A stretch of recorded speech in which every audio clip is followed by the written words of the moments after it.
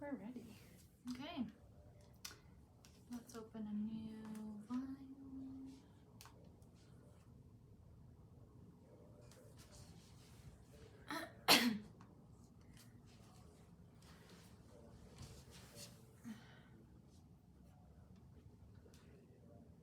What's that mean? It's in there. Yeah, but maybe it needs to be like taken out and put back in. Okay. That's what I would guess a port error is.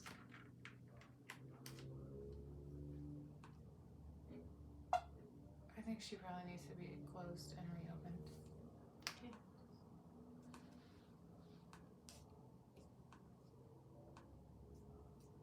I need a pedicure. Yeah? Are you gonna get your nails done before you go home? I do need to. Can we go? Mm-hmm. Fun. Yeah. Okay. I think if we say the word Santa, we get a discount. Fun. I know. Are you, because it's Wednesday already, are you going to leave, when are you going to leave? Are you going to leave and start driving on Friday? No, I'm thinking I'm gonna leave at like 6 a.m. on Saturday. Gotcha. Okay. Yeah. Okay. Then I'll get 12 hours on Saturday and 12 hours on Sunday. Cool. You know, we have to be at the airport at 4:45 on Saturday.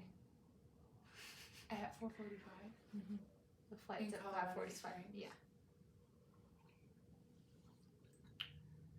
We talk about that later. Mm-hmm. Nope, fine. Microphone has to be Well, stick. I was fine. just... Mm-mm. Where is it? Now take it out and put it back in.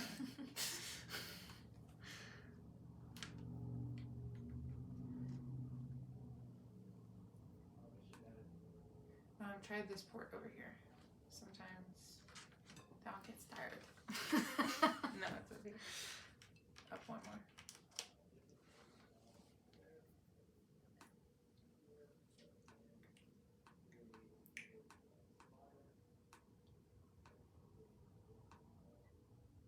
Maybe now try back into the first one.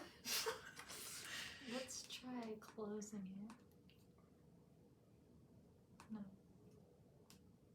Or reopening it. Then plugging it in.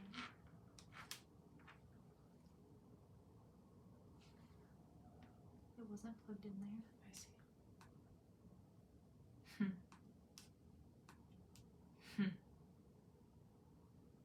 Now let's close it. Oops. Reopen it.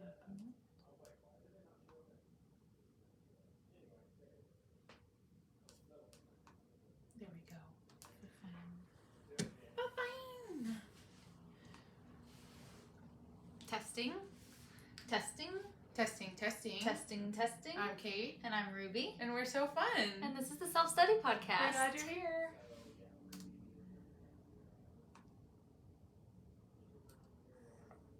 Testing. Testing. Testing, testing. Testing, testing. I'm Kate. And I'm Ruby. And Does we're it so only fun. record out of one side? Self-Study Podcast.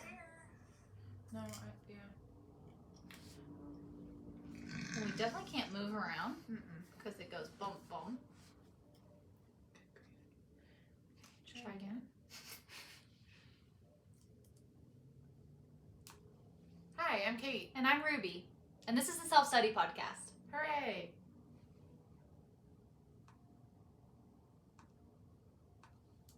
Hi, I'm Kate. And I'm Ruby. And this is the Self-Study Podcast. Hooray. That's great. Awesome. Okay. Ready? Yep. Had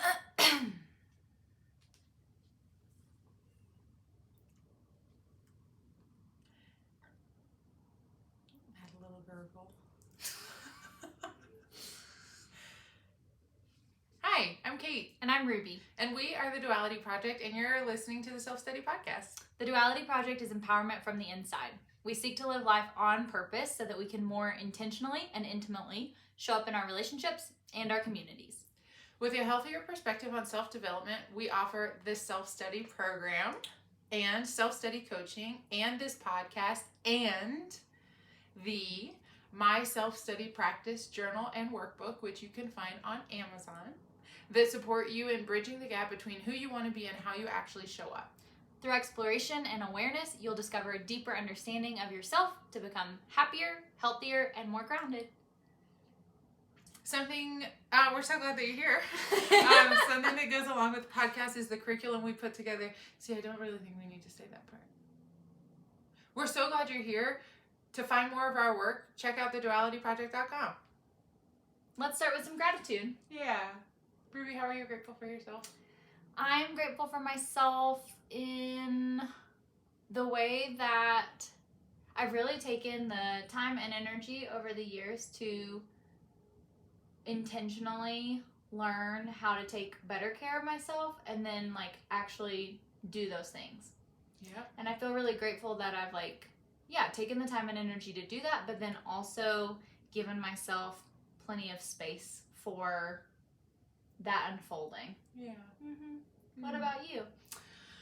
Well, I just took my sweet little dog Emma on a walk around the pond, and I'm really grateful for myself for the relationship that she and I have built over the years. I love being with her, and I love having a pal, and she's somebody that, you know, for the past 10 years I've been working on being in relationship with, and I'm grateful that I take that seriously and that I get to enjoy her in that way. Mm-hmm. Yeah. Through like meeting her needs and my own, both at the same time, you know? Mm-hmm. Yeah. How are you grateful for me, Ruby? I feel really grateful for your sense of humor, and that in doing our work, we get to like have a lot of fun and incorporate a lot of play, and also like laugh when things feel ridiculous. Like, you should see the behind the scenes of setting up this video, and I'm sure you're like, yeah, we can tell because look at the video. Yeah, and also if you're listening to this, did you know that you can watch most of the podcasts on Totally. YouTube? So that's kind of fun if you're wanting more of like an extended version, or like a what less are we edited. What are we like? What are we like? What do we look like? If you don't know what we look like, we're on YouTube, also Instagram, and TikTok. Yeah. Anyway, I feel grateful for the just like natural sense of like levity that you have. Mm-hmm. Mm-hmm. What are you grateful for about me? Well, I was feeling really the same way. We've had like some real giggles. We've had a big morning already, and so it's so nice to like, you know, what I feel grateful for you is that I feel like I can be honest and still go like, and I want to do what we planned on doing. Like, this is how I feel, and also like I want to do this thing, and so like it's okay that I feel how I feel, Mm-hmm. and it never really seems to bother you, I guess. Like, it doesn't impede you from like meeting your own needs or going like, okay, well, I need something else, and it's like, oh, okay, that's fine. Mm-hmm. Yeah. Mm-hmm. Yeah. It's really special when you can develop and like get to a point in a relationship where you can do that with someone. Yes, thank goodness. Excuse me. Ruby, how are you grateful for our work? I'm really grateful that our work includes themes like we're going to talk about today. Wow, same. And that it really, that our work, because it focuses on our human experience, it's so relatable to my own life. And so then there doesn't have to be what feels like a separation between my work and my life. And while there's nothing wrong with that kind of compartmentalizing, it like works for a lot of people, I really feel hardwired for that like integrative piece. And so I feel really grateful that I have pursued and then leaned into work that offers me that kind of, it's kind of seamless, you know? Natural integration. Mm-hmm. Yeah. What about you? Well, if you were listening, you should know that we're sitting on a bed in our jammies.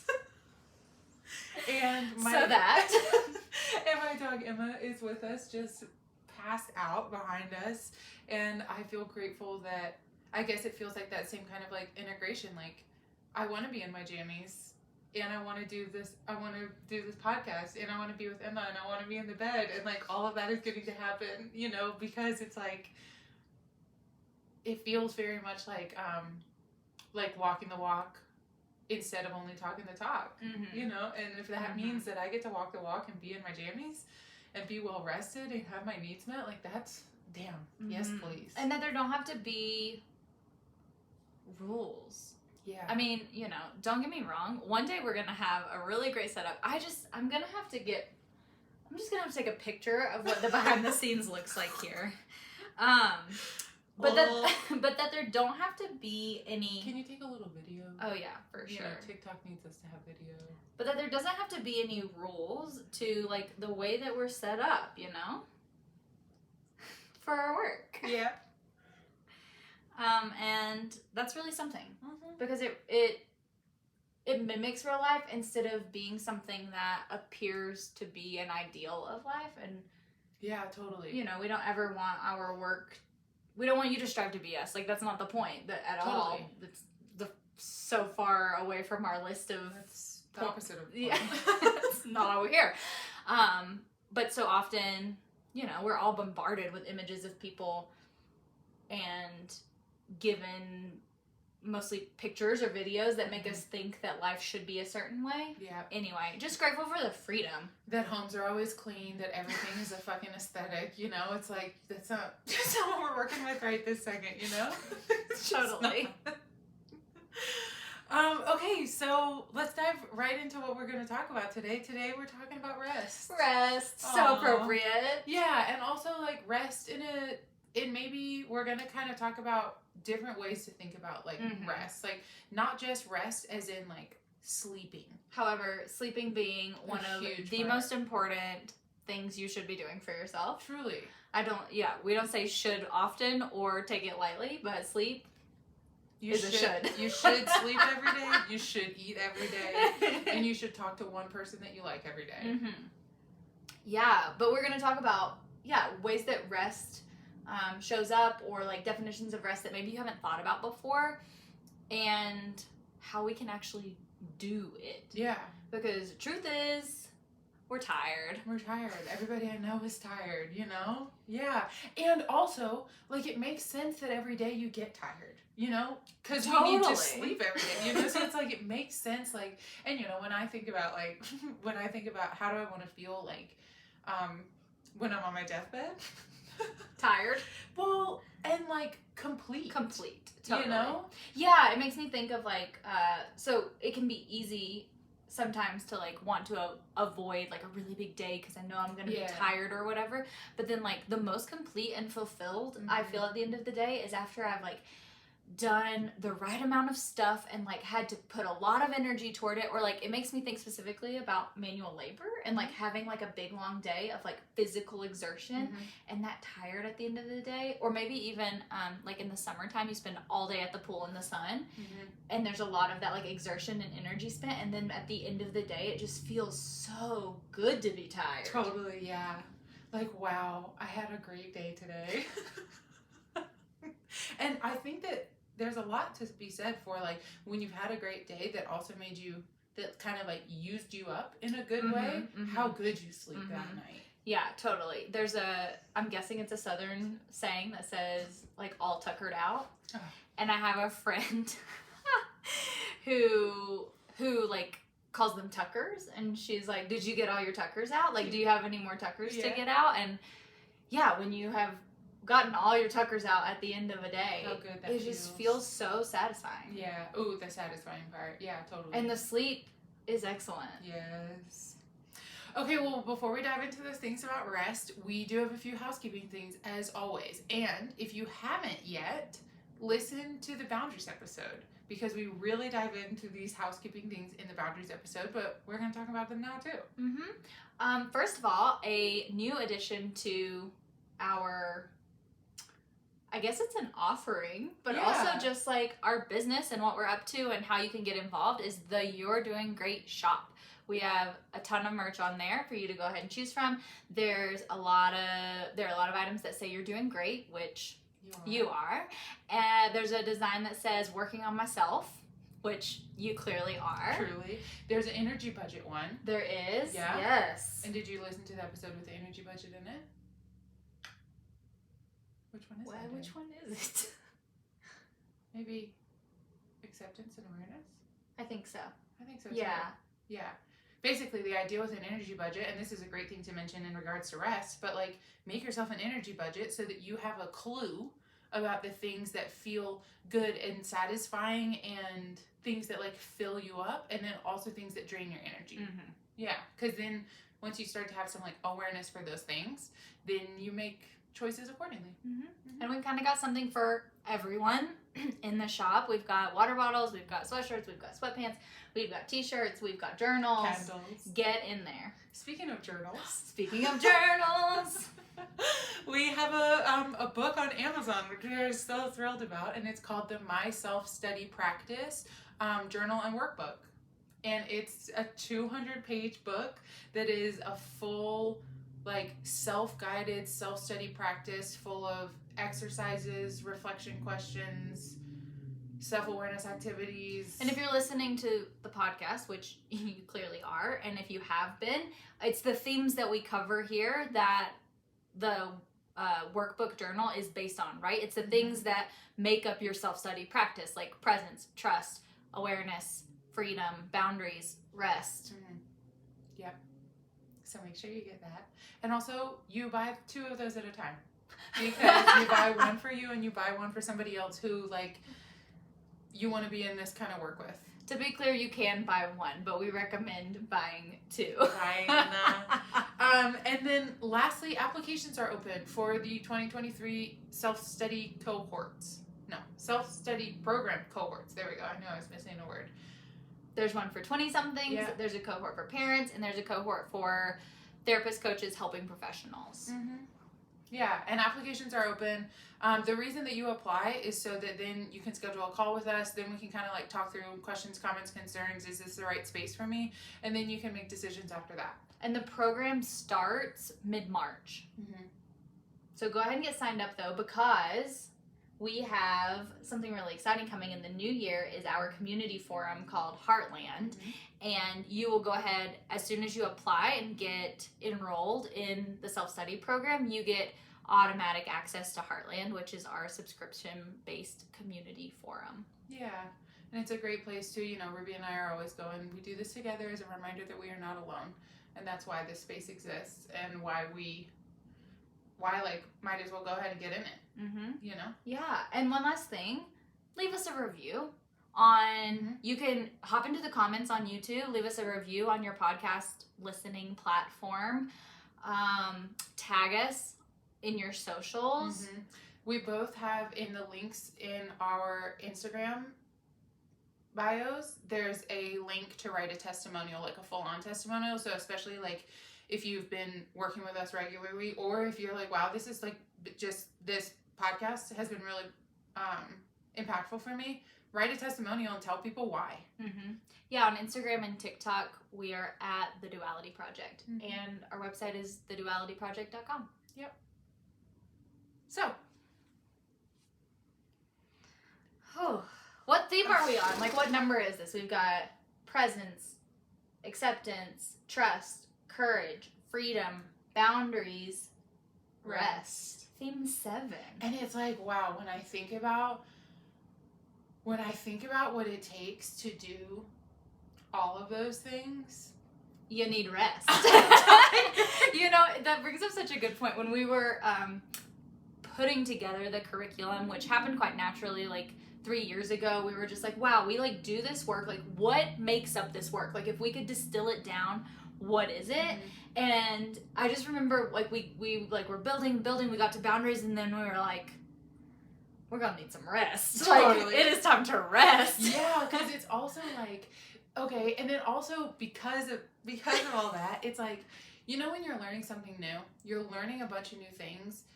Say you're going to the gym and you're learning a new weightlifting skill.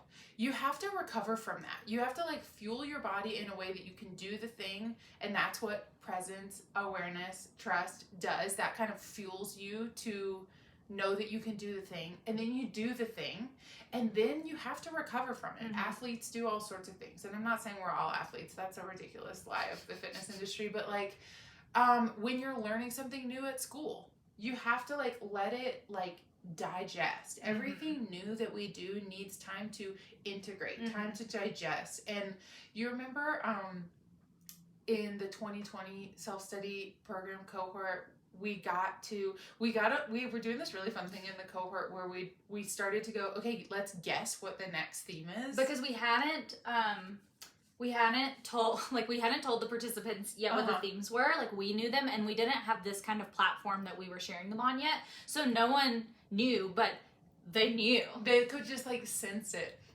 And we had this woman who had been guessing them like consistently every single time, and then she was really tired after courage and then was really tired after boundaries, and then she was like, I guess it's gonna be something like accountability. And we were like, no, because accountability is built into having a sense of your own self. Like, you keep yourself accountable. It's not like, accountability isn't like an external force. It's like you keep yourself accountable, because once you start to get in touch with who you are, then the only other thing other than accountability that is available is like self-betrayal. So like, well, you're already doing the accountability thing. You're here, and when we said it's rest, she was like, thank God, I thought we'd missed it. So like, welcome to rest. And if you've really been listening to the podcast and you are like getting to the point where you're like, wow, I've done some big things. Yeah. And I love that we're recording this, and this episode is going to come out in the winter time, because what a great time for rest. And like, something to just presence is the way that like our society is so bad at rest, and down to like our very core, you know. I know so many people, like, speaking of athletes or whatever, like the best example that comes to my mind is like, I know so many people who have ran marathons, which personally is not for me, but they train for months, run the marathon, and then like start training for the next race, or like just move on, and there's like no time to recover. And so rest says, hold on, we must recover in order to integrate, in order to digest and process, in order to distill the learning.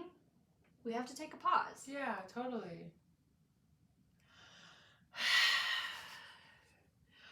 So the first thing that we do with this theme is like, so before we can dive into like, great, how do you rest and what is rest? First, we have to go like, what are the stories that I've been told about rest? What do I believe about rest? And like, we've already spoken to one, right? Is that our society believes it's not important, or that it's not necessary. Yeah, okay. And then like, along with that are things that say like, okay, when we think of like healthism is one of these systems that says like, you're only good and worthy like if you're healthy. And it also says like, okay, so it also says that everything that happens that is like poor health, quote, air quotes, I'm air quoting on a podcast, is like your fault. Like somewhere along the lines you did something wrong, which is why you have this thing wrong with you now. And so what that teaches us is that we're kind of like machines. And so like it says adults need 6 to 8 hours of sleep every night, plus 30 to 48 minutes of cardiovascular activity 5 times a week, plus 3 to 5 days a week of weight training, and food that consists of whatever, only vegetables, you know. And it's like, that's actually not at all, like, everybody needs different things. I know some people who feel great on like 5 hours of sleep at night. I feel like fucking garbage if I've had 5 hours of sleep, and those people aren't going to convince me that what they're doing is the right thing for me. And even the part that's like, you could do all of those things and still something poor happen with your health. Hello. And it's not your fault. Yeah, totally. Sometimes just life happens. Hello. And so, yeah, like, Ruby, what's a narrative that you had to unlearn about? Well, I was telling Kate earlier today that I distinctly remember this session with my therapist one time. I can't remember the context, but I remember what she said to me. And she was like, well, what if you just like slept in until 10 a.m.? And I literally gasped and I was like, what do you mean? I think I like rejected the concept. I was like, no, what? That's absurd. And like, I'm not the kind of person who sleeps until 10 a.m. Mm-hmm. Okay, well, what does that mean? Well, the kind of person that sleeps until 10 a.m. and like what that says about rest is that they're lazy, they don't do enough, they aren't productive, they're not contributing. They're not contributing, they're not trying hard enough, they don't get shit done, they're unavailable. Yeah. Oh, gasp. To be unavailable? How dare you? How dare you? How dare you, Ruby? At 10 a.m. though, when the world's turning? Absolutely. How dare? How dare? What are some when beliefs? Was the last time you slept until 10 a.m., Ruby? Well, honestly, at this juncture, I would have to be so tired. I don't feel like super capable of sleeping in until 10, but I very regularly sleep until I wake up without an alarm, which wasn't something I was doing then. Yeah. It's so funny because like I used to be able to sleep until like 11 a.m. I could just like really do it, and but now that I never set an alarm, I wake up every day about around 8, and that seems to be like when my body like likes to wake up. For me, it feels very contingent on the sun. Like when daylight starts to break, I feel more prepared to wake up. Yeah, totally. Obviously. Yeah, like I like to have the windows open. I like for the sun to come in, and I like to get up when. And also, if for some reason I didn't go to bed until 3 a.m. that morning, like I'm sleeping until I'm ready to get up. You know? Yeah. Yeah. What are some other beliefs about rest? I think we need to talk about lazy. Yeah, for sure. I mean, I think it's the biggest one, right? Is like to take time to pause and rest, take a nap or a break. Yeah, right. That makes you like lazy. But even like, what is lazy? You know, like I as a person am not lazy. We don't have to like talk about that because it's also like, what is lazy? Like, what does that even mean? You know, like where does it come from? Well, and I don't know, but I can speculate that it comes from some sort of part of the system that's like, if people, I don't know, if people rest, they'll get too comfortable, and then like, and then they'll never participate in this shit. They'll like, nope, they'll learn better and be like, wait a minute, I don't think I have to be doing all this awful stuff. Then they'll never participate in like the production of goods. And if people aren't participating in the production of goods, gross economic, what is that called? GDP? Yeah, the GDP. You know, then that will go down. We are not economic experts. And then who will we be as a country? So it's like, I think it's legitimately like a lie of the system of keeping the country alive that says laziness is real. When really, like, it's like, when are you tired? Okay, why? Because you have a body. Bodies are part of nature. You are a human being and your body is tired. Well, and it feels tied to, like, if you're not working all the time, then you're lazy, or you're not doing something productive all the time. But, like, you know, the science says, as far as work is concerned, the human brain is capable of 3 hours of work a day max. Incredible. Of focus. 3 hours of focus max. Wow, I didn't know that. And the rest... You gotta rest. Podcast is over. Have a nice day. Yeah, like, I don't know, you know, look at my sweet Emma in the background. She's just chilling because she's had a big day of running around and doing stuff, and now she's resting. And she's producing love. And another part, yeah, aw. Ruby was gonna just move right past that. Another part to it is that while getting all our tuckers out, gives us access to the need and ability to rest, we don't have to do anything to deserve rest. Truly. It's a necessary part of survival.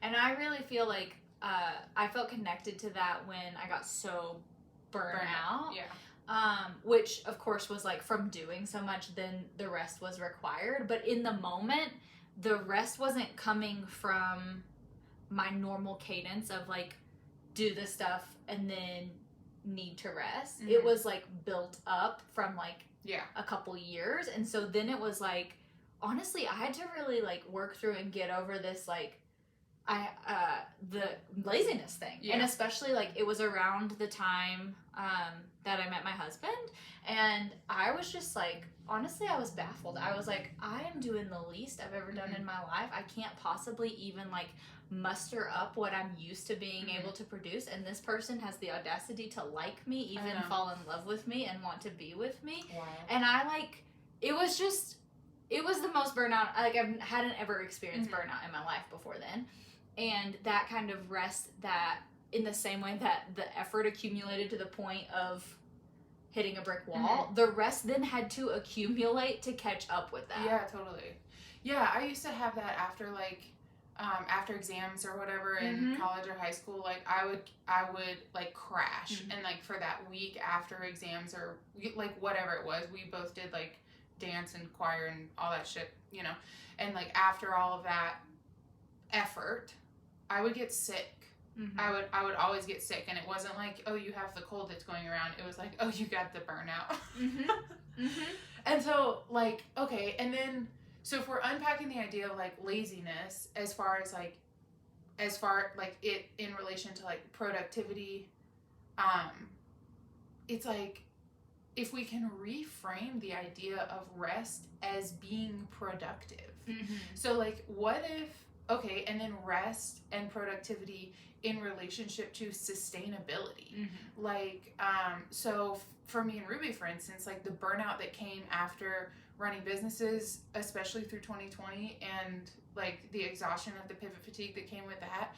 And then it's like, what about if we had been able to rest regularly throughout that? Maybe we would still be able to be doing that work.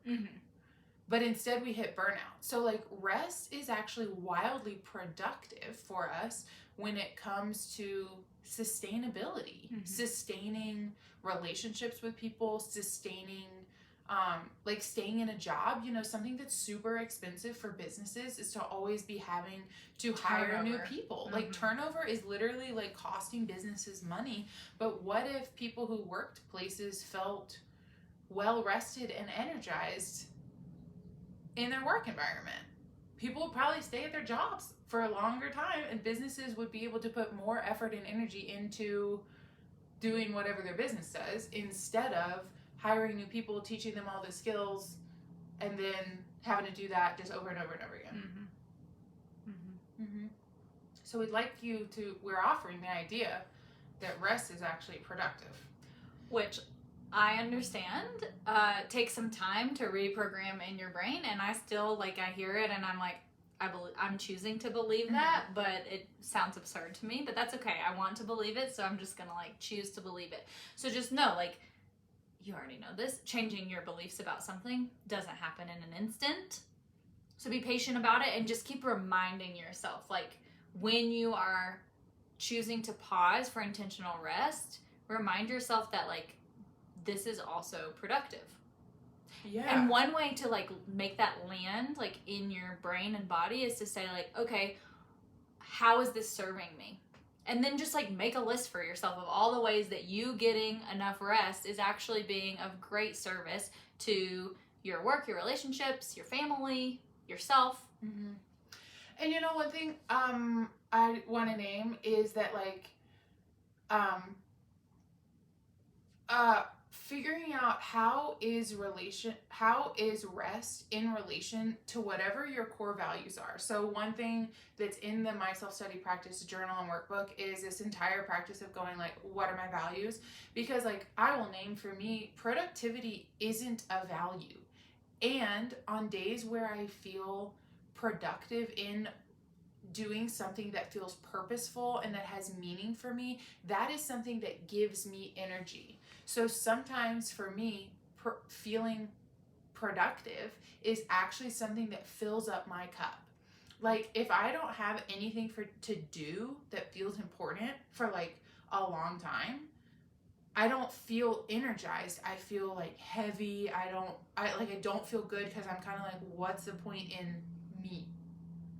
But having things to do and be productive in doing is something that gives me energy. So I'm just saying, like, we're not trying to position productivity as like a value. Mm-hmm. Are you following? This is okay. Yeah, and we'll talk a little bit later too about how rest doesn't just mean sleep, and it doesn't just mean stop everything. Totally. Yeah. Mm-hmm. Okay, so an exercise for you to do is to write down the stories that you hear in your head when you go to rest. I have this dear friend named Lindy, and she was a really early on member of the gym, and I used to work, we both did, 12 days a week. And one time Lindy told me, like, Kate, you're the boss, and did you know that, like, you don't actually have to be your own shitty boss? And I was like, what? Say what? What? And I think that was the first permission slip that I got to not work on Sundays. I was like, don't open your computer on Sunday, because something that I was doing to make myself feel like purposeful, to give Kate as a person meaning to the world, like to make myself necessary to the world, I guess, was like I was just making up busy work all the time. I was just like, this is something to do. And so then I'd do it because I felt like I need to prove my worth and prove my, like, Emma had a little sneeze. So I felt like I had to, like, prove my worth to, like, the world. And so I was always making up, like, busy work. And so something to do is, like, what are the stories that you hear in your head when you go to rest? And then give those stories a place to rest on paper. Write them down. Write them somewhere. Hell, turn them into a piece of art that you hang on your house that, like, every time you look at it, hang on your house. In your house. Like, and so every time you look at it, there's almost a sense of, like, LOL.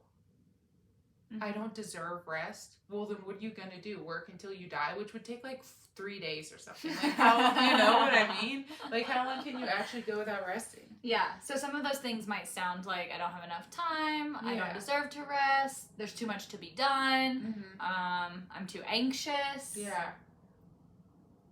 I'm lazy if I rest, you know, just listen to those things and write them down. We talk about this in a lot of our exercises, and it just is so effective to write down what is in your head, and when you get it out, it loses its power. Yeah, totally. So another great way is, like, once you've written it down, find someone to say it out loud to so you can hear it coming out of your mouth. And then also, like, could you imagine saying that thing to someone else? Right? You don't deserve to rest. You don't deserve to rest. Like, and also, if anybody ever says that to you, listen to the last go episode. back to the boundaries This is called episode. Boundaries. No, thank you. I actually am only in a relationship with people who value my humanness, and part of that means resting. Good grief. So let's talk about your nervous system. You've got, like, I just really need to readjust. Okay. It's hurting my knees. I need some lumbar support. It helps to hang a leg off the side because you can. Oh no. Because you can re-tilt. Oh. Here. It's just like I'm like sinking into the mattress pad. What if we sat like this? Okay. Now we're at a slumber party. This is even more absurd. Hey baby, what do you have to say?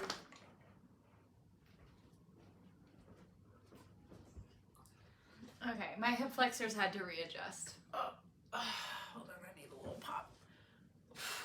Okay. This is crazy. Is it not okay? I just think we look absurd, but that's fine. I think that we've been looking absurd the whole time, so it's like, what's getting, like, we can't get, like, too deep. Yeah. Okay. Before the podcast is over, we're going to be tucked under the covers. Our heads on our pillows. Good night. Let's talk about our nervous system.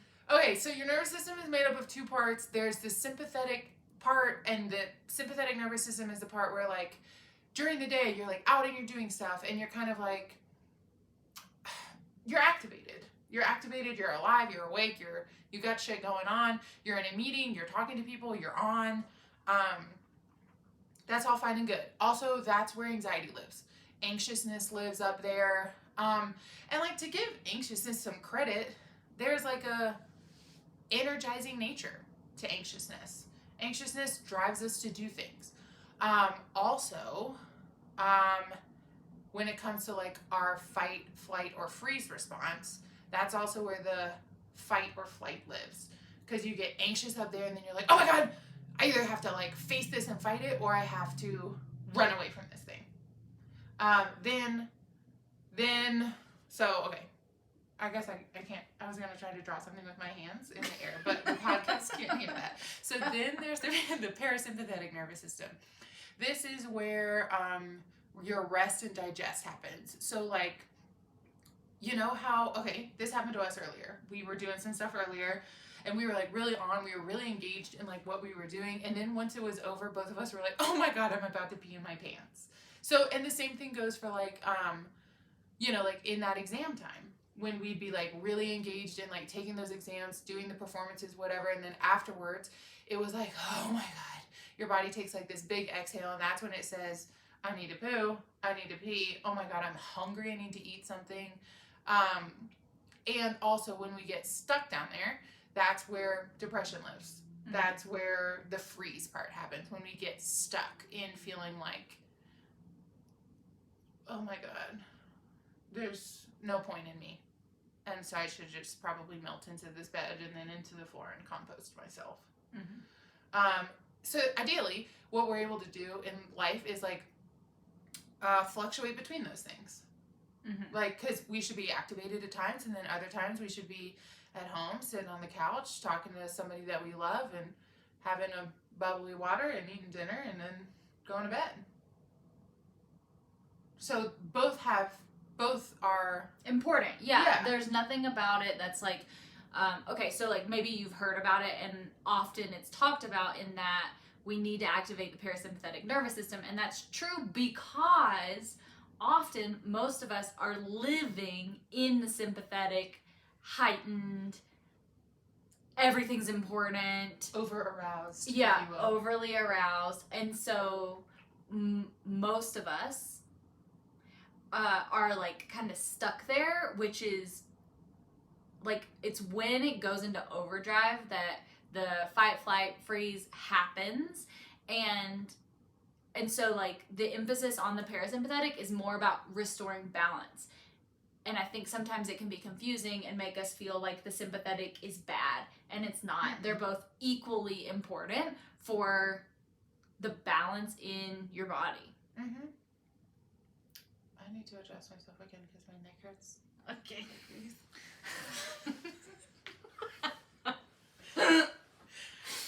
I'm having some judgments on my body right now in feeling like old because I'm not comfortable sitting on a bed. It's just the bed is quite soft. Yeah, from the mattress pad. And then I'm like concerned that every time we're wiggling, it's gonna be like. We'll find out when we're finished.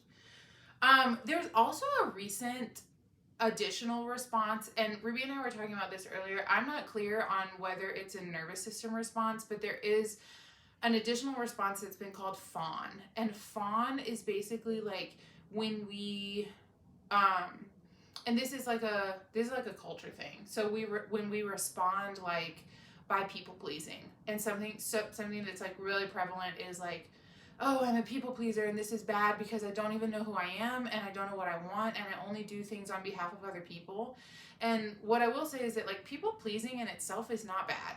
It's not bad to go like, I know how to make this other person happy and I can do this for them. And when doing that regularly is detrimental to yourself, that's obviously when that becomes a bad thing. And I want to say that like fight, flight, freeze, and fawn are all natural reactions to a threat. Totally. They are part of our survival and mechanism. So it's not like, okay, so it's not coming from all I do is please people all the time. It's right, like the reaction to want to people please in this instance is coming from the avoidance of conflict in order to survive. I'm putting survive in quotes because we all know that a verbal conflict is not going to be a life or death situation most of the time. And if you grew up with it being like, if you say anything, then somebody explodes to you, that is how your body thinks that it is. And it's that's like, how you've learned it. Yeah, that's how you've learned it. And so those are all responses that happen. I guess what I'm trying to say is that, like, your brain and body, your nervous system is responding and heightening its response to something that maybe it learned through direct conditioning. Most of us, yes, because of the way our society's set up or whatever trauma you've been through. But then, like, it's being used as a default response in times when it isn't necessary. Mm-hmm. And so, like, we get stuck in those patterns at times when there is no threat. Totally. Which is why Ruby and I like to say that, like, your self-study practice is a practice of reparenting yourself. Because maybe when you were a child, maybe that was a necessary response. And maybe now that you're an adult, maybe it's not so much. However, your body hasn't learned that it's not serving you now. So there is like there's an unlearning process of unlearning the stories about you that you learned about rest, unlearning the ways in which you've always bent over backwards to please other people while also losing yourself every single time. And it creates, like, your self-study practice creates room for you to reflect when things happen. To be like, okay, I shifted into fawning in that scenario. Was it necessary for my survival? Yes or no? And if no, then, like, okay, so then what do I want to do differently next time in order to break this pattern? Mm-hmm. Because it doesn't feel good for my nervous system to get way out of whack over nothing. Mm-hmm. Yeah, it's called the window of tolerance. It's like, so for some of us, there's like these big spikes, and that's when we're hitting total anxiety, hitting depression, hitting fight, flight, or freeze, fawning.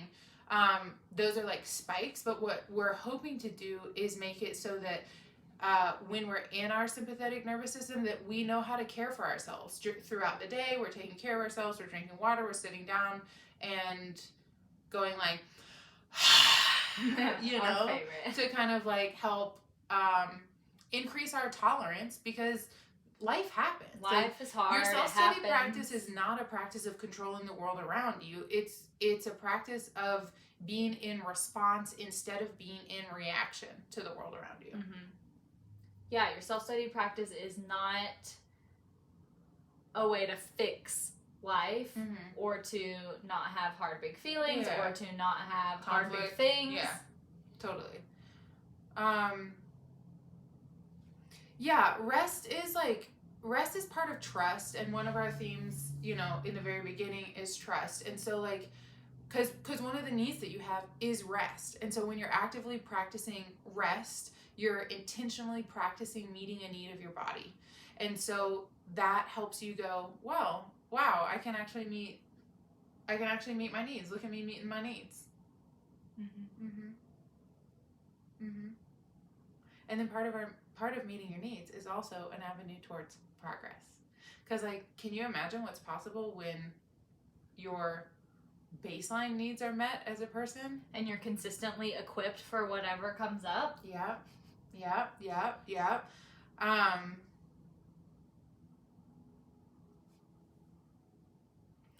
Rest gives us access to, like, critically think through things. Rest gives us access to making choices. Mm-hmm. Oh my gosh! Well, think about a moment when you've been tired. Yes. And then tried to make a choice, or tried to be nice to anyone, or tried to think logically. Listen, I get tired, and then all of a sudden my whole world crumbles in my, like, inside of me. I'm just like, nothing's right, everything's wrong, I'm never gonna... And then, you go to sleep and you wake up the next day and you're like, wow, life is great again. nothing bad ever happened. You know, like that didn't happen. Yeah, totally. Like that really kind of wasn't real. And something to know is like when your brain makes up stuff like that, when you go into that place in your brain, right? Your body responds to that because your body and your brain are in relationship with each other. And so if your brain starts catastrophizing like that, you have a physical response to that. Yeah, down to a hormonal level, right? Like Truly. cortisol is released, like so many things are happening. I won't even try to explain what all those are, but yeah, like your brain is the control center for your body, and so your brain says something or has a thought, and then it's like literally the body follows. Yeah, it's how emotions work. Something happens, and then you have emotions in relation to that, and that's all of the systems in your body. Like none of the systems in your body are like checked out just because technically it's not true. Your body doesn't know that. No, it just doesn't know. It just does what it does. All of the systems are participatory every single time.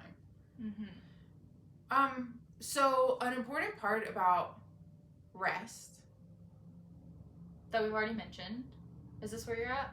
Yeah. Is the concept of preparing and then recovering, even from your rest.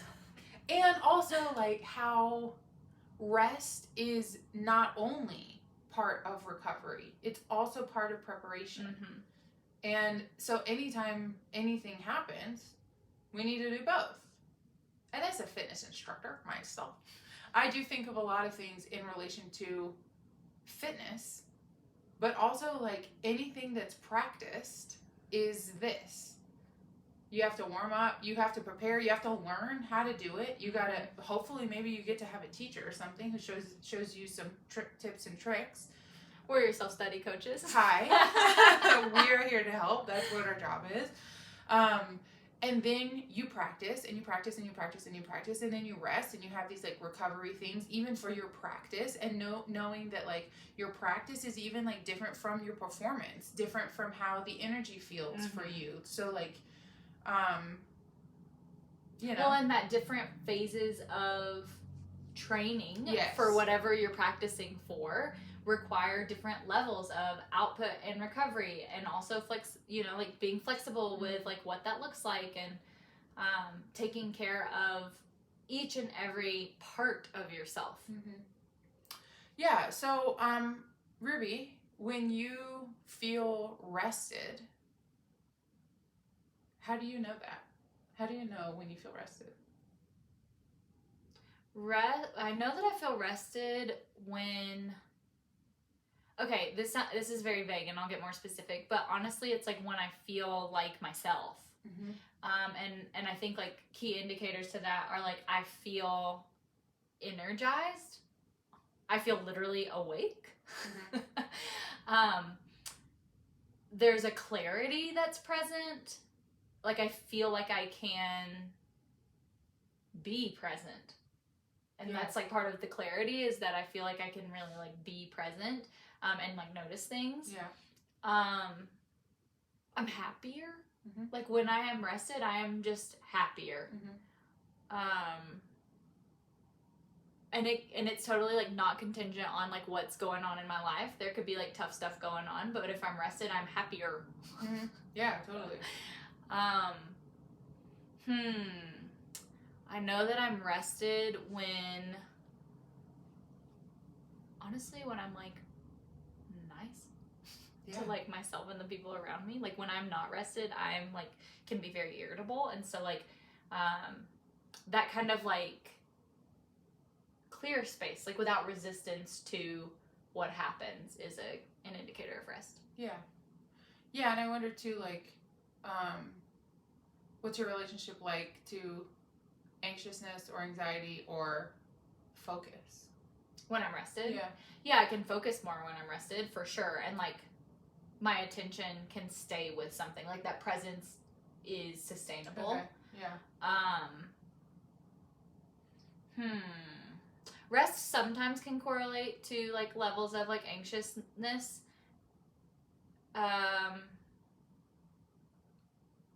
And sometimes not. What do you mean? So I feel like anxiousness is definitely correlated with rest, but it also feels correlated to like my hormones. So there are some just like times of the month that I feel like anxiousness is a little more present, and I could sleep, but still there's like a buzzing in my headspace that rest doesn't necessarily like fix, but absolutely helps. Does that make sense? Yeah, I was thinking more like like I notice when I feel rested, I'm like able to have a more reasonable conversation with the anxiousness instead of the anxiousness being the loudest part. That makes sense.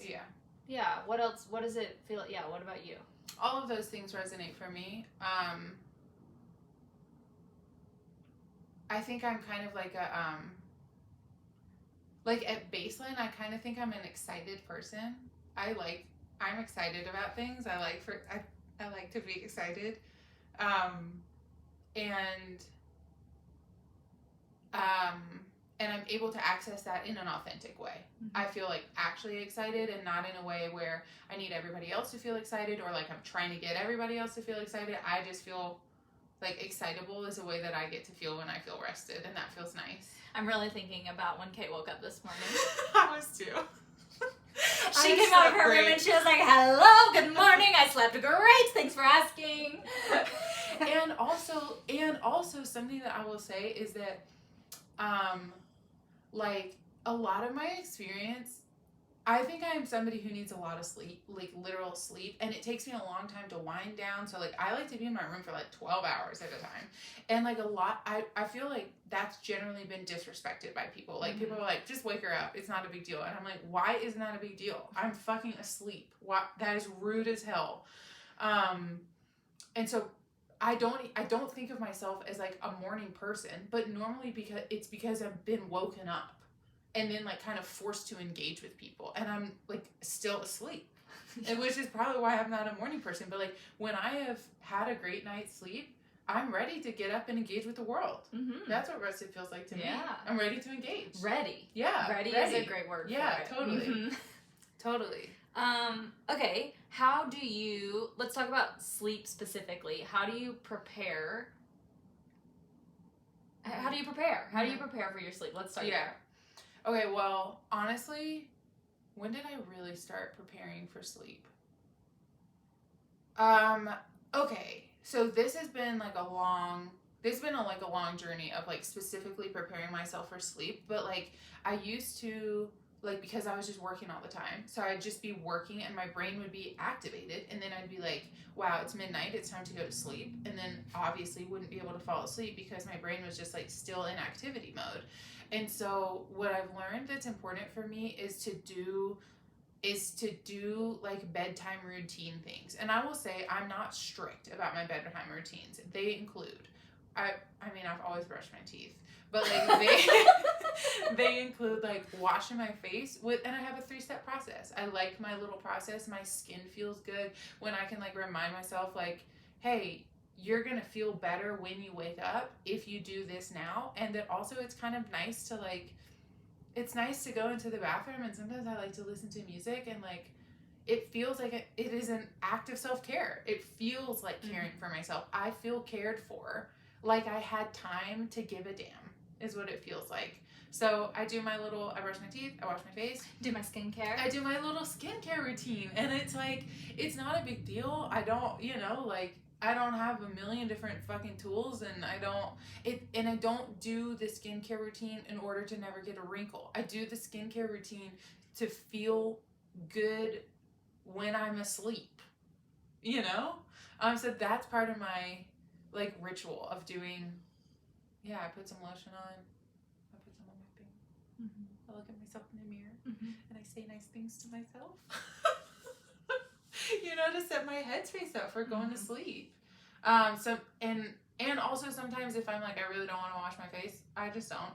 But I will say, like, especially if I'm feeling like I'm in a space of feeling like depression, those rituals go away. I'll scroll on my phone forever. I can't go to sleep. I get shitty sleep. Also, for me, something that I've really noticed is that there's one night a month in my cycle where I have insomnia. I'm awake until 3:30 in the morning, no matter what I've done, and I don't necessarily feel bad, but or by bad I meant I don't necessarily feel like depressed every time, but there is generally one night a week, and it's in specific relation to my cycle that I have. Oh yeah, a month. God, I wouldn't make it if I was having to stay up until 3:30 one night a week. But yeah, there's one night a month where I have that insomnia in a way that I'm getting better at. My cycle is a little bit irregular, but I'm getting better at knowing I'm having that. It's due to my cycle. I need to adjust the day tomorrow, and that's just what it is. Mm-hmm. Yeah. Mm-hmm. How can I ask then? Yeah. Okay, how do you recover from your sleep? What are your wake up routines? Okay, something that I really never do. I can't get up and look at my computer first thing or look at my phone first thing. My eyeballs are like, stop it. I'll get an immediate headache. And it kind of going straight into, especially if I go straight into like social media in the morning, I feel anxiousness that day. Mm-hmm. It turns my sympathetic nervous system on because it is an immediate reminder that I am not doing enough. You know, so like starting my day that way sets my day up like that. I also drink a big glass of water when I first wake up. I also only like to eat one thing for breakfast, and it is eggs and toast. Some kind of variation of that, but definitely the eggs. But I can do tacos, you know, or like multiple different kinds of toast. I like multiple different kinds of toast, but like, yeah, I want eggs for breakfast every single day. Mm-hmm. Yeah. How do you prepare yourself for sleep? Okay, so I feel like I have become more attuned to how what I do 3-4 hours before sleep affects my sleep. And I will also say that I do think my attunement is heightened, and I also think that it is changing as I get older. Me too. Yes. So like, for example, I like to have like a drink every now and then, like a beer or something. But if I have it too close to bed, and I'm saying like I have like one at a time, like if I'm having a drink, it's just one. If I have it too close to bed, or if it's honestly, often if I just have one, it doesn't even matter. If it's within the 5-hour window before bed, I like don't sleep as well. Same thing with, right now my husband and I are watching Game of Thrones. I'm really enjoying it. I really like doing that as like a wintertime activity. And I have weird dreams, and so sometimes don't feel like my sleep is as restful, and so I just have to be mindful of, because like some nights I like that as a wind down routine, but it does affect like my sleep specifically, and so like having discernment of like how many nights a week that's okay and not, or what I have going on or whatever. I have to go to bed moisturized. So I'm in Colorado, so that means a lot of moisturizing. So lotion. Moving to Colorado helped me solidify the necessity of my nighttime routine. Totally. Like before I moved out here, I could get away with not doing it, but once I got out here, it was like, you're gonna be a dried up, dusty prune, and that feels bad. It feels bad. Yeah. And, I've always been like really into my skincare and stuff, and so yeah, that feels really important. I have like an extra moisturizing lotion that I put on. I use rosehip oil. Sometimes I use some sort of like serum and or retinol underneath. So there's like a 3, 4, 5 step process to my nighttime get ready routine. Also, I recently got a facial steamer. And so I really love doing that once a week, or a couple times a week, like near bedtime. And that is just nice. And you have to close your eyes, and that's really great. My phone goes on to do not disturb from 10 p.m. to 8 or 9 a.m. like automatically. but then also like I usually just like I'm not on my phone in the evenings very much. Yeah, that makes me feel bad. That gives me bad dreams. I like to plug my phone up outside of my room. Like the first week of me doing that, like was like, oh my god, oh no, where's my phone? How on earth could I know what someone needs me? And then I was like, I'm sleeping. I'm tired of people needing me when I'm sleeping. So like, yeah, my phone lives outside of my room at night now, and that feels good. And then something else that I really like that helps prepare for sleep is that we have these smart light bulbs. And so when we get in bed, we put it on sleep time, and it goes to like a really dim purple, and it is on a 20-minute timer at that point, and then it cuts off on its own. And so that kind of like tapering the lighting and then not having to adjust to turn it off is very helpful. Totally. Ruby and Jake love their smart items. Jake is a techie guy. Loves his and smart has really items. brought in the smart items into the home. And they're fun. They are fun. But sometimes what we're having a really good time doing right now is every time somebody coughs, Alexa is like, don't forget to drink your water. And we're all like, shut up, Alexa! Okay, so how do you come into the day? What is supportive in recovering from your sleep? Yes. Well, this is so fun because, you know, I mentioned like how my therapist said, like, what if you slept till 10? And I'm just like, I couldn't possibly. I'm like the first one to get up. But like what I've learned in being in a relationship with my husband is that like I've always been the one to get up because I've always been the only reliable one to get up. Like growing up, that wasn't the case. Like my mom is very reliable, but then it was kind of like I got to because she needs me to and she wants me to and whatever. And so then as an adult, I have always been the friend, the partner, whatever, who gets up. But Jake will get up, and so I don't have to. And so my mornings get to be like he gets up and I lay there for like another 30 minutes and listen, this is just ridiculous. And he goes and like starts to make the coffee. He like grinds the coffee beans. He brings them in and lets me smell them from bed.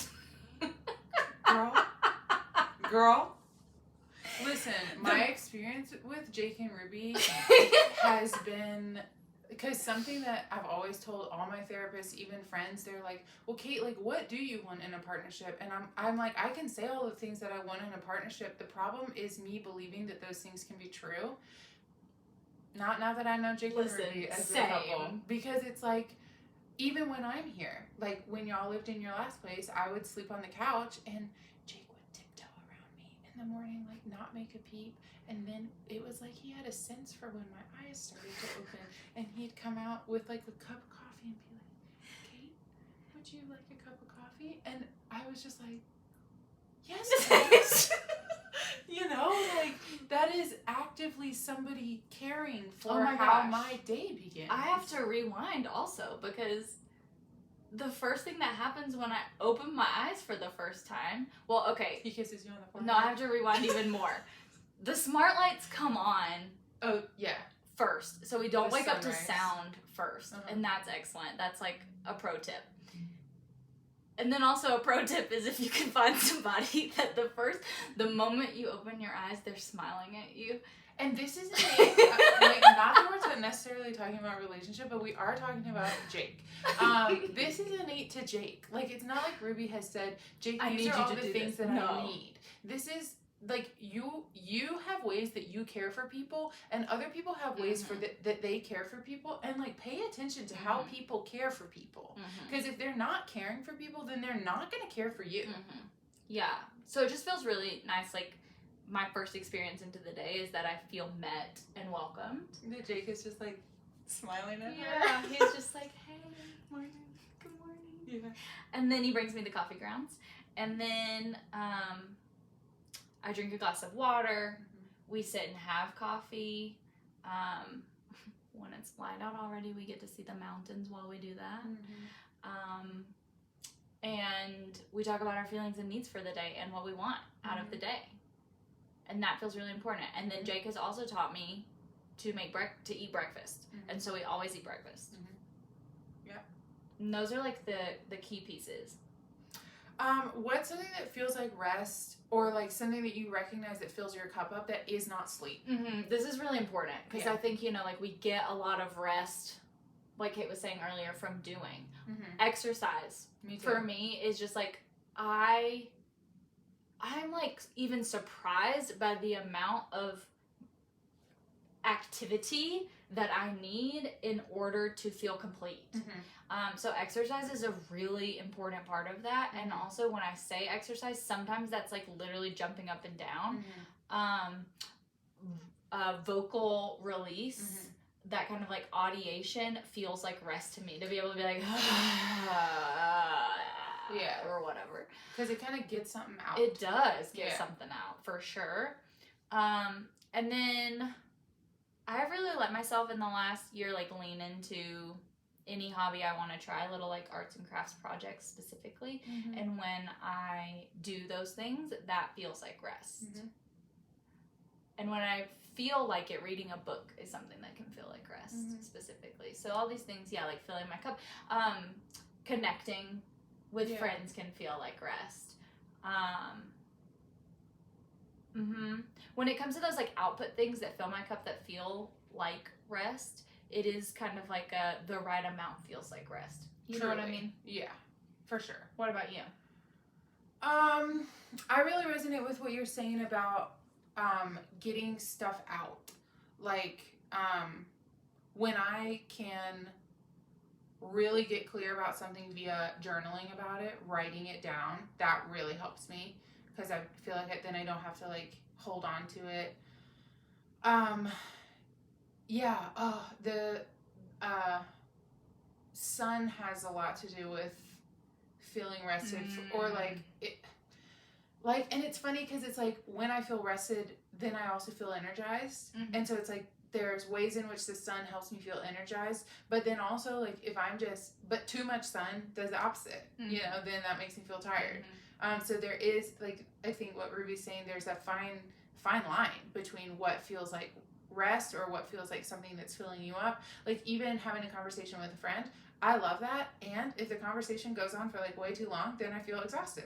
You know what I mean? Yeah, an important thing to note here is the way that everybody's threshold for these things is going to be different. So no judgment on how someone spends their time on what feels good for somebody. To feel full. Yeah, totally. Yeah, but connecting with people, doing work that I like. I like to spend time on myself. I really like to when I can take Emma out, my dog, the joy that comes from her getting to be outside no matter the weather, it feels like that feels so good to me, to know that I've just been a part in like her experiencing joy. I feel the same way about being with my niece, like doing something that like brings her joy, fills me up, even though sometimes it can be exhausting all at the same time. Yeah. How do you prioritize or make time for these things that feel like rest? That's funny to consider, like, prioritizing them, because at this point they feel like needs, and I'm at the point for myself where when I realize that I have a need, that just feels like necessary. And so I also really have so much autonomy over my life. You know, Ruby and I are employed by ourselves. Our work revolves around ourselves. We get to make our own schedules, you know, so there's not a lot in my life where somebody else is telling me that I have to do something. And so what I'm responsible for is me. And so I guess it's funny to think about, how do I prioritize them, because they show up for me as, I know they show up for me as a need, and then I do what's necessary to meet the need. Do you feel like you have to make time for intentional time for it? It depends on what it is. Yeah. So for example, my bedtime routine with skincare is so second nature. Like, yeah, that's a need. I don't ever skip it.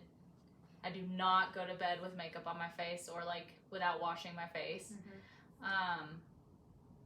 But things like making time for creativity for the sake of creativity, I still feel like I'm learning the boundaries with myself necessary in order for me to get to do those things. And when I do get to do those things, I know that like I feel more complete as a person. I feel fuller. I feel excited. Yeah, like movement or exercise, that feels very much like the skincare, right? Like I've been doing that my whole life. I don't have to think about, I mean, sometimes it's hard to like get to the gym or on my mat or like whatever.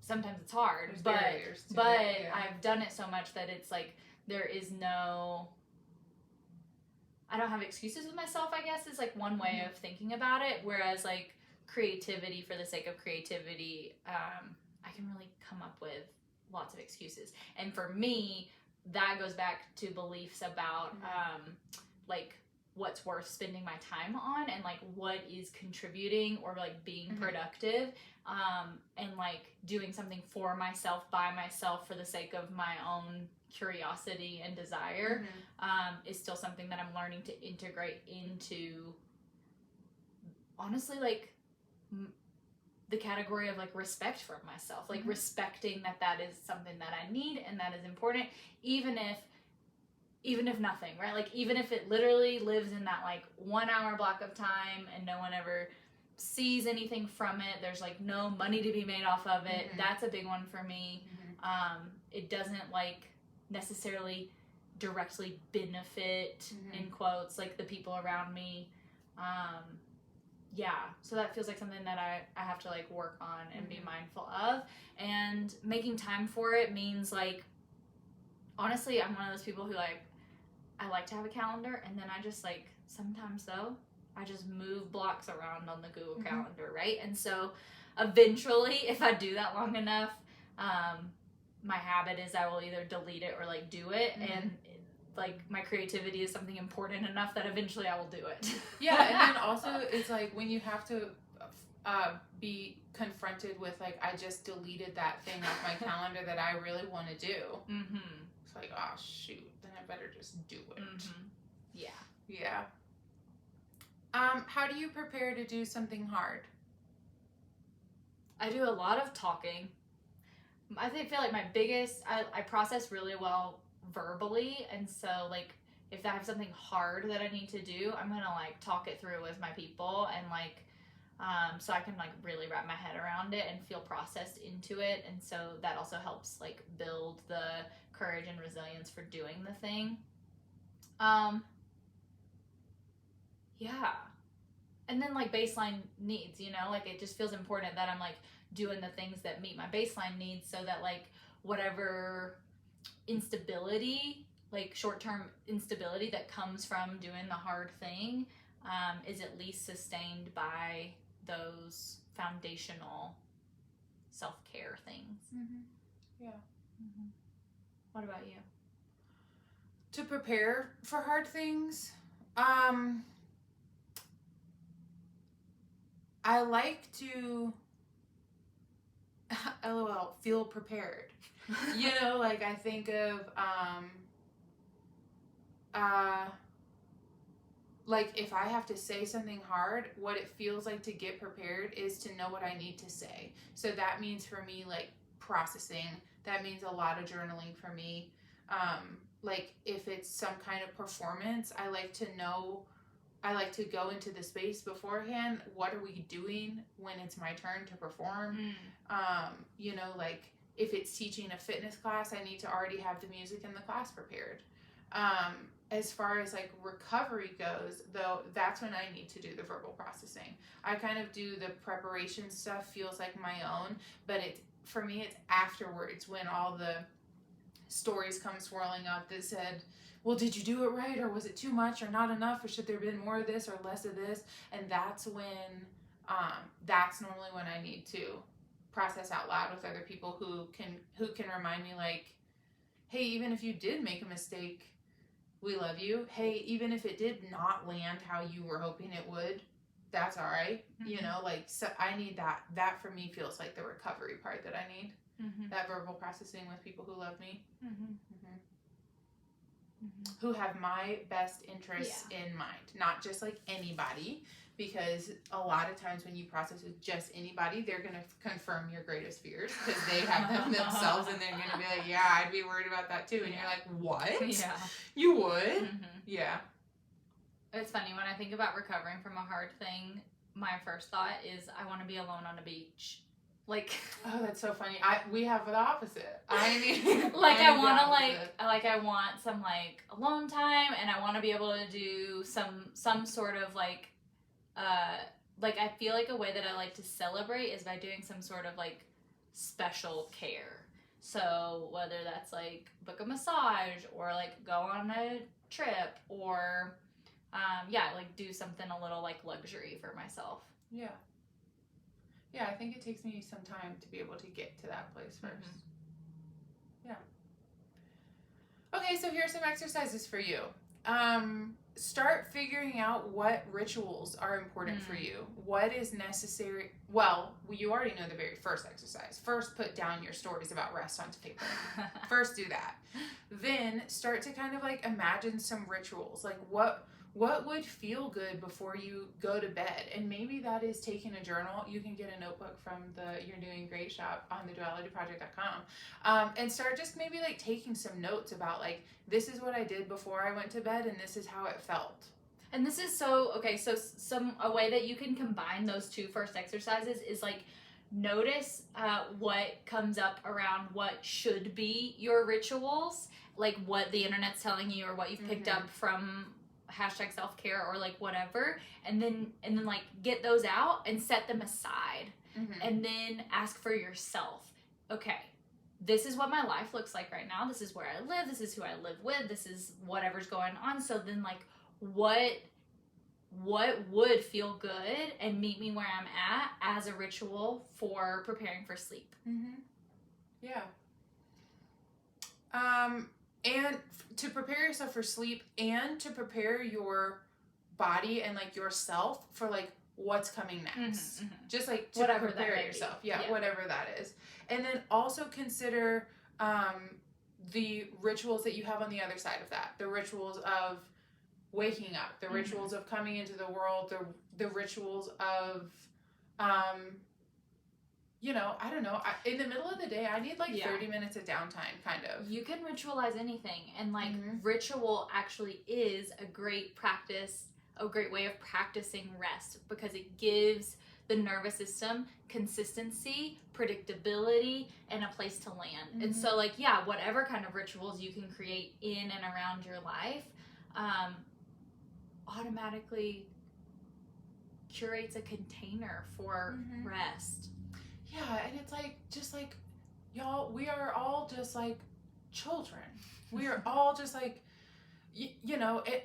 so, okay, when you're getting a toddler ready to go to school, you are talking to them about toddlers, I don't know, they're not going to school, they're going to wherever they're going.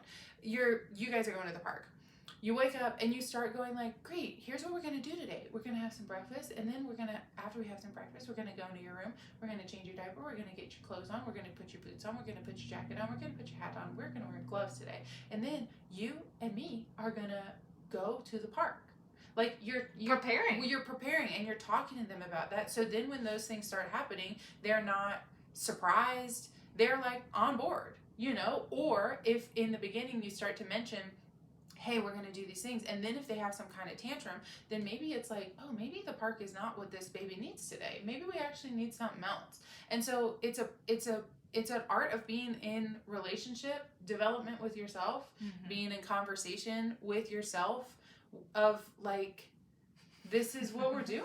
Yeah, I'm imagining, being like, okay, so we're going to do this and this, and then we're going to work for 8 hours on this specific project, and then I'm imagining like an internal tantrum, and then being like, okay, maybe I don't need to work on that project today, maybe I'll wait on that one, but we will do this like more creative thing or this more structured thing, and then like listening for the response within yourself about like, how is this going to fill me up?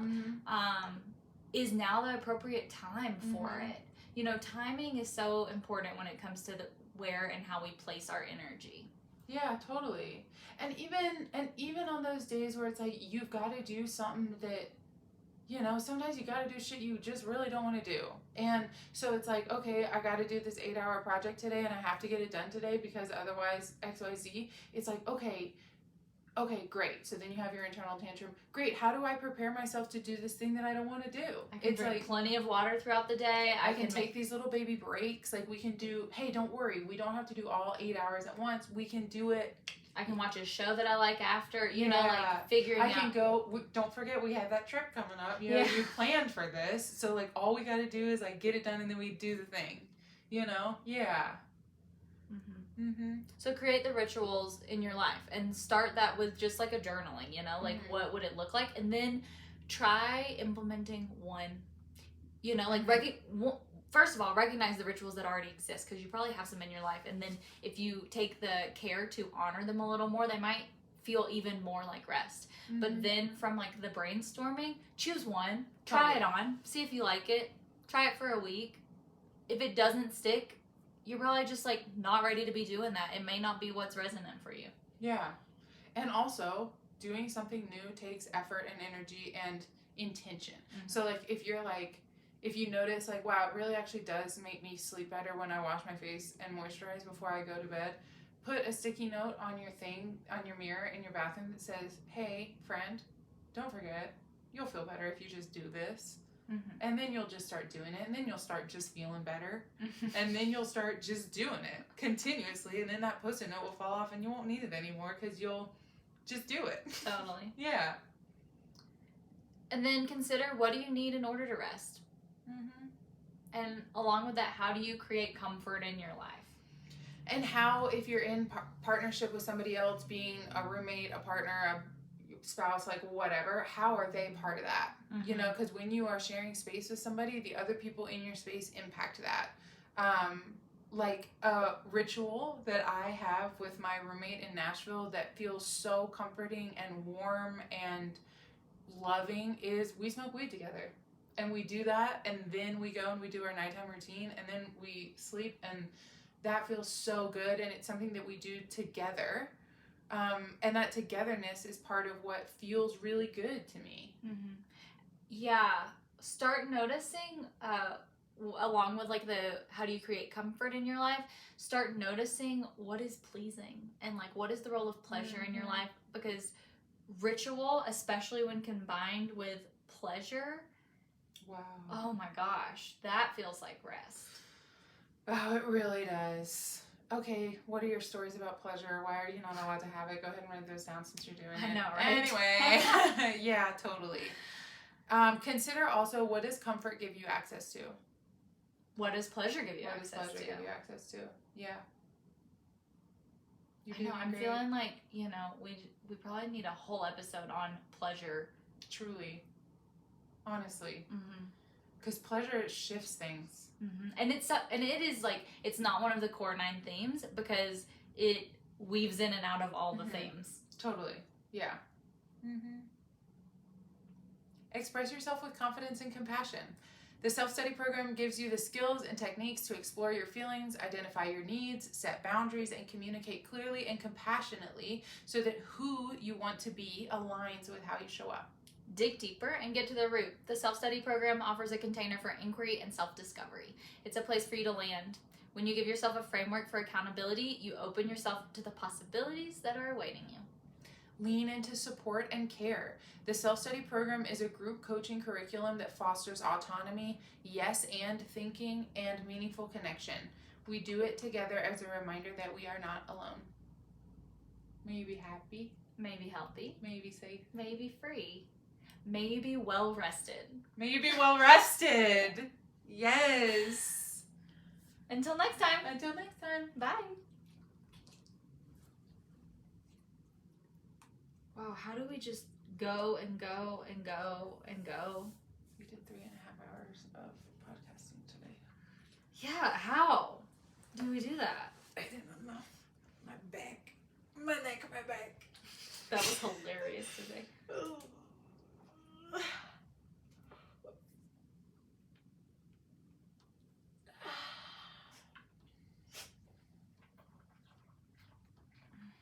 Well, how do you feel? What do you need? My knees hurt. need, I guess. Oh my gosh.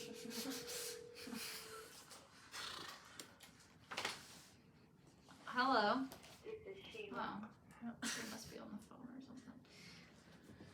Oh, I'm feeling behind On what? on dinner. Oh. Because it's 5:39? Well, Mhm. I feel good about just going and making it. Big day. Truly.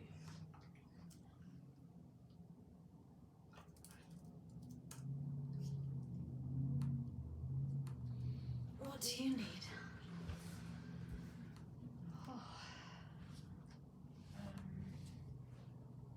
I need some water. Oh, my shoes. This room is chaos. I know.